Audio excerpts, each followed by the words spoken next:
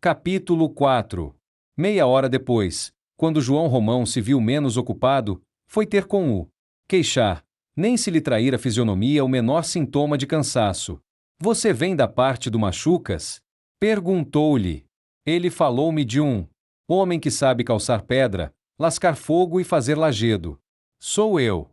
Estava empregado em outra pedreira? Estava e estou.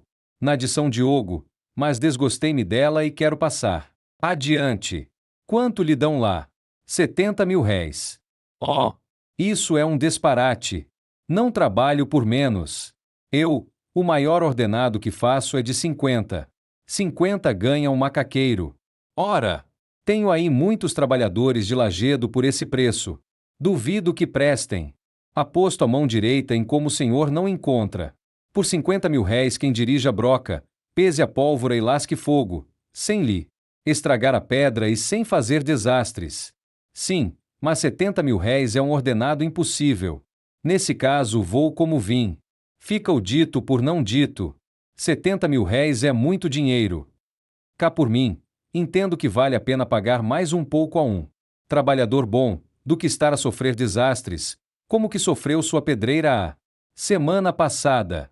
Não falando na vida do pobre de Cristo que ficou debaixo da pedra. Ah! O Machucas falou-lhe no desastre? Contou-mo, sim senhor, e o desastre não aconteceria se o homem soubesse fazer o serviço. Mas 70.000 réis é impossível. Desça um pouco. Por menos não me serve. E escusamos de gastar palavras. Você conhece a pedreira? Nunca vi de perto, mas quis me parecer que é boa. De longe cheirou-me a granito. Espere um instante. João Romão deu um pulo à venda, deixou algumas ordens, enterrou um chapéu na cabeça e voltou a ter com outro. Ande a ver! Gritou-lhe da porta do frege, que a pouco e pouco se esvaziara. De todo. O cavouqueiro pagou 12 vinténs pelo seu almoço e acompanhou-o em silêncio. Atravessaram o cortiço. A labutação continuava. As lavadeiras tinham já ido almoçar e tinham voltado de novo para o trabalho. Agora estavam todas de chapéu de palha, apesar das toldas que se armaram. Um calor de cáustico mordia-lhes os toutiços em brasa e cintilantes de suor. Um estado febril apoderava-se delas naquele rescaldo. Aquela digestão feita ao sol fermentava-lhes o sangue. A machona altercava com uma preta, que fora reclamar um par de meias e destrocar uma camisa.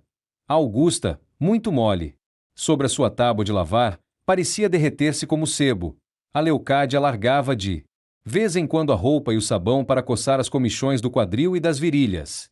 Assanhadas pelo mormaço, a bruxa monologava, resmungando numa insistência de idiota, ao lado da Marciana que, com seu tipo de mulata velha, um cachimbo ao canto da boca, cantava toadas monótonas do sertão. Maricas está marimbando. Maricas está marimbando. Na passagem do riacho. Maricas está marimbando. A Florinda, alegre, perfeitamente bem com o rigor do sol, a rebolar sem fadigas, assoviava os chorados e lundus que se tocavam na estalagem, e junto dela, a melancólica senhora Dona Isabel suspirava, esfregando a sua roupa dentro da tina, automaticamente, como um condenado a trabalhar no presídio, ao passo que o albino, saracoteando seus quadris pobres de homem linfático, batia na tábua um par de calças, no ritmo cadenciado e miúdo de um cozinheiro a bater bifes. O corpo tremia-lhe todo, e ele, de vez em quando, suspendia o lenço do pescoço para enxugar a fronte, e então um gemido suspirado subia-lhe aos lábios. Da casinha número 8 vinha um falsete agudo, mas afinado. Era a das dores, que principiava o seu serviço, não sabia engomar sem cantar. No número 7 Nenem cantarolava em tom muito mais baixo, e de um dos quartos do fundo da estalagem saia de espaço a espaço uma nota áspera de trombone. O vendeiro, ao passar por detrás de Florinda, que no momento apanhava roupa do chão, ferrou-lhe uma palmada na parte do corpo então mais em evidência. Não bula, hein? Gritou ela, rápido, erguendo-se tesa, e, dando com João Romão. Eu logo vi. Leva implicando aqui com a gente depois, vai-se comprar na venda, O safado rouba no peso. Diabo do galego, eu não te quero, sabe? O vendeiro soltou-lhe nova palmada com mais força e fugiu, porque ela se armara com o regador cheio de água. Vem pra cá, se és capaz. Diabo da peste! João Romão já se havia afastado com o cavouqueiro. O senhor tem aqui muita gente. Observou-lhe este. Oh! Fez o outro, sacudindo os ombros, e disse depois com empáfia.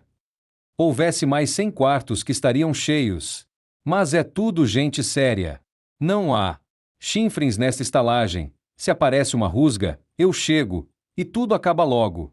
Nunca nos entrou cá a polícia, nem nunca deixaremos entrar. E olhe que se divertem bem com as suas violas. Tudo gente muita boa. Tinham chegado ao fim do pátio do cortiço e, depois de transporem uma porta, que se fechava com um peso amarrado a uma corda, acharam-se no capinzal que havia antes da pedreira. Vamos por aqui mesmo que é mais perto, aconselhou o vendeiro. E os dois, em vez de procurarem a estrada, atravessaram o capim quente e trescalante. 12:00 em ponto. O sol estava pino, tudo reverberava luz irreconciliável. De dezembro, num dia sem nuvens. A pedreira, em que ela batia de chapa em cima, cegava a olhada de frente. Era preciso martirizar a vista para descobrir as nuances da pedra, nada mais que uma grande mancha branca e luminosa, terminando pela parte de baixo no chão coberto de cascalho miúdo, que ao longe produzia o efeito de um betume cinzento, e pela parte de cima na espessura compacta do arvoredo, onde se não distinguiam outros tons mais do que nódoas negras, bem negras, sobre o verde escuro. À proporção que os dois se aproximavam da imponente pedreira, o terreno ia se tornando mais e mais cascalhudo, os sapatos enfarinhavam-se de uma poeira clara. Mais adiante, por aqui e por ali, havia muitas carroças, algumas em movimento, puxadas a burro e cheias de calhaus partidos, outras já prontas para seguir à espera do animal, e outras enfim com os braços para o ar, como se acabassem de ser despejadas naquele instante.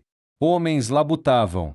À esquerda, por cima de um vestígio de rio, que parecia ter sido bebido de um trago por aquele sol sedento, havia uma ponte de tábuas, onde 3 pequenos, quase nus, conversavam assentados, sem fazer sombra, iluminados a prumo pelo sol do meio-dia. Para adiante, na mesma direção, corria um vasto telheiro, velho e sujo, firmado sobre colunas de pedra tosca. Aí muitos portugueses trabalhavam de canteiro, ao barulho metálico do picão que feria o granito. Logo em seguida, surgia uma oficina de ferreiro, toda atravancada de destroços e objetos quebrados, entre os quais avultavam rodas de carro. Em volta da bigorna 2 homens, de corpo nu, banhados de suor e alumiados de vermelho como 2 diabos, martelavam cadenciosamente sobre um pedaço de ferro em brasa, e ali mesmo, perto deles, a forja escancarava uma goela infernal, de onde saiam pequenas línguas de fogo, irrequietas e gulosas. João Romão parou à entrada da oficina e gritou para um dos ferreiros: "O Bruno! Não se esqueça do varal da lanterna do portão." Os 2 homens suspenderam por um instante o trabalho. "Já lá fui ver", respondeu o Bruno. "Não vale a pena consertá-lo. Está todo comido de ferragem. Faça-lhe um novo, que é melhor. Pois veja lá isso, que a lanterna está a cair." E o vendeiro seguiu adiante com o outro, enquanto atrás recomeçava o martelar sobre a bigorna. Em seguida via-se uma miserável estrebaria, cheia de capim seco e excremento de bestas, com lugar para meia dúzia de animais. Estava deserta, mas, no vivo fartum exalado de lá, sentia-se que fora habitada ainda aquela noite. Havia, depois, um depósito de madeiras, servindo ao mesmo tempo de oficina de carpinteiro, tendo à porta troncos de árvore, alguns já serrados, muitas tábuas empilhadas, restos de cavernas e mastros de navio. Daí à pedreira restavam apenas uns 50 passos e o chão era já todo coberto por uma farinha de pedra moída que sujava como a cal. Aqui, ali, por toda parte, encontravam-se trabalhadores, uns ao sol, outros debaixo de pequenas barracas feitas de lona ou de folhas de palmeira. De um lado, Cunhavam pedra cantando, de outro a quebravam a picareta, de outro afeiçoavam lajedos à ponta de picão, mais adiante faziam paralelepípedos a escopro e macete. E todo aquele retintim de ferramentas, e o martelar da forja, e o coro dos que laem. Cima brocavam a rocha para lançar-lhe fogo, e a surda zoada ao longe, que vinha do cortiço, como de uma aldeia alarmada. Tudo dava ideia de uma atividade feroz, de uma luta de vingança e de ódio. Aqueles homens gotejantes de suor, bêbados de calor, desvairados de insolação, a quebrarem, a espicaçarem, a torturarem a pedra.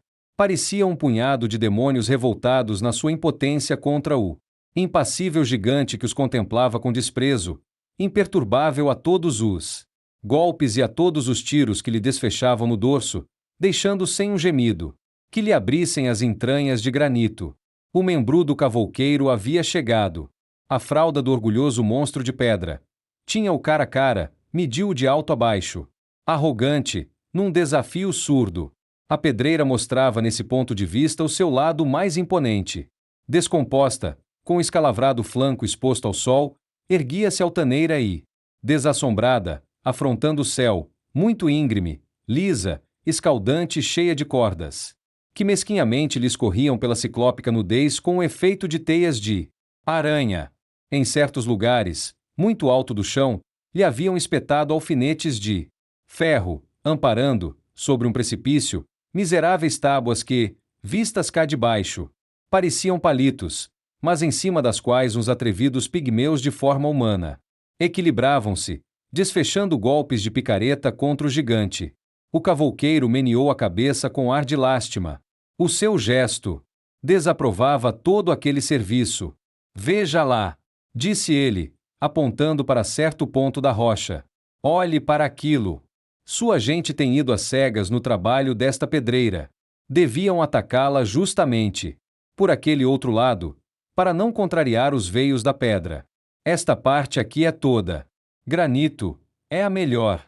Pois olhe só o que eles têm tirado de lá, umas lascas, uns calhaus que não servem para nada. É uma dor de coração ver estragar assim uma peça tão boa.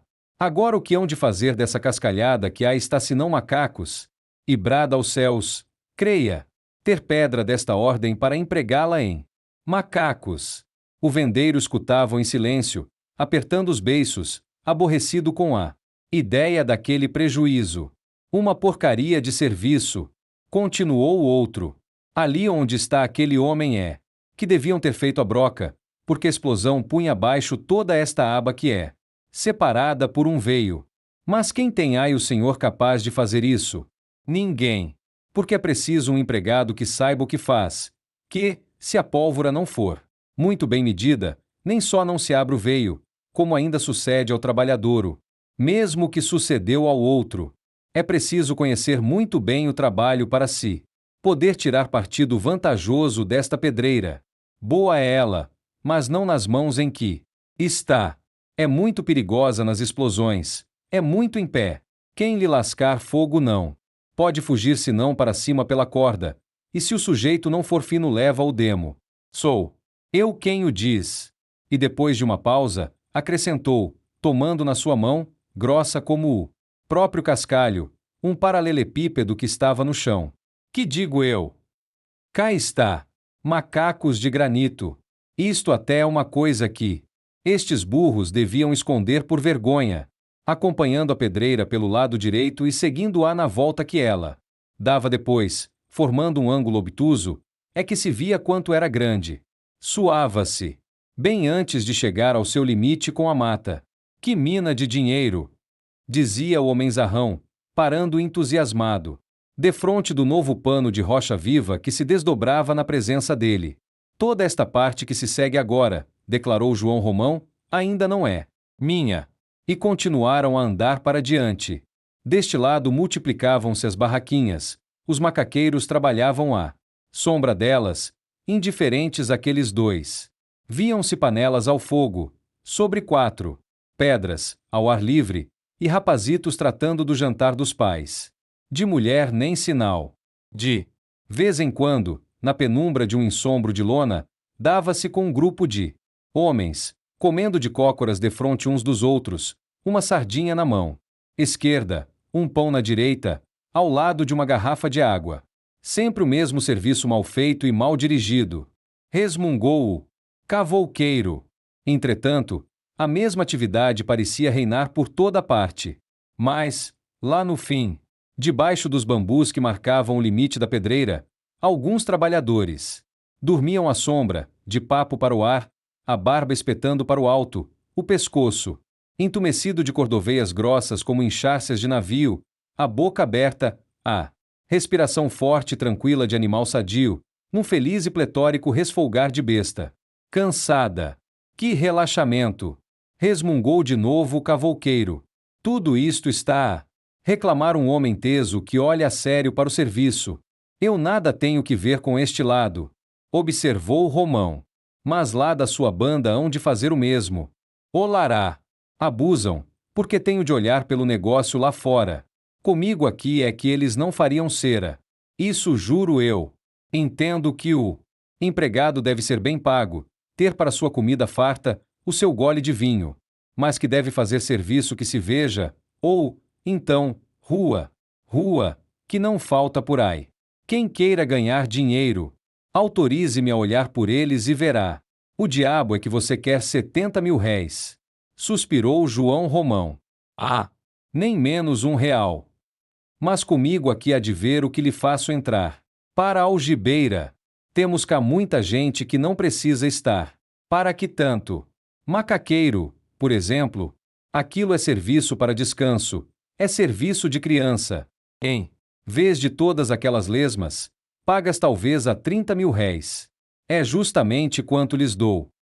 Melhor seria tomar 2 bons trabalhadores de 50, que fazem o dobro do que fazem aqueles monos e que podem servir para outras coisas. Parece que nunca trabalharam. Olhe, é já a 3ª vez que aquele que ali está deixa cair o escopro. Com efeito, João Romão ficou calado, a cismar, enquanto voltavam. Vinham ambos, pensativos. E você, se eu tomar, disse depois o vendeiro, muda-se cá para a estalagem? Naturalmente. Não hei de ficar lá na cidade nova, tendo serviço aqui. E a comida, forneço-a eu. Isso é que a mulher é quem a faz, mas as compras saem-lhe da venda, pois está fechado o negócio. Deliberou João Romão, convencido de que não podia, por economia, dispensar um homem daqueles. E pensou lá de si para si. Os meus 70.000 réis voltar-me-ão à gaveta. Tudo me fica em casa. Então estamos entendidos? Estamos entendidos. Posso amanhã fazer a mudança? Hoje mesmo, se quiser. Tem um cômodo que lhe há de calhar. É o número 35. Vou mostrar-lhe. E aligeirando o passo, penetraram na estrada do Capinzal com direção ao fundo do cortiço. Ah! É verdade! Como você se chama? Jerônimo, para o servir. Servir a Deus. Sua mulher lava? É lavadeira, sim senhor. Bem, precisamos ver-lhe uma tina. E o vendeiro empurrou a porta do fundo da estalagem, de onde escapou, como de uma panela fervendo que se destapa, uma baforada quente, vozeria, tresandante a fermentação de suores e roupa ensaboada secando ao sol.